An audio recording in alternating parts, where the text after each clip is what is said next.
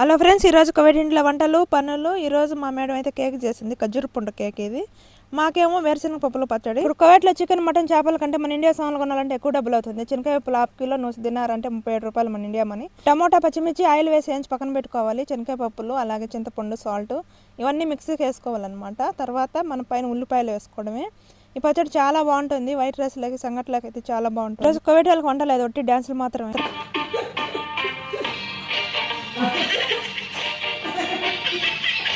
ఇదేమో ఖర్జూర పండు కేకు. దీంట్లో ఉన్న గింజలన్నీ తీసి పక్కన పెట్టుకోవాలి. కొంచెం వాటర్ అద్దుకుంటూ చేతకంటుకోకుండా కొద్దిగా బటర్ వేసుకొని దీన్ని బాగా మెత్తగా ఉంటలాగా చుట్టుకోవాలి.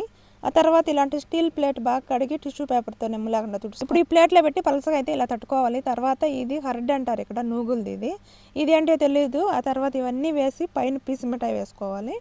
చాలా బాగుంటుంది. ఇల్లు గవ్వలేక తింటారనమాట. ఈ విధంగా అయితే కోవిడ్ వాళ్ళ ఖర్జూర పండుతో చాలా రకాల కేకులు చేస్తారు. Please subscribe.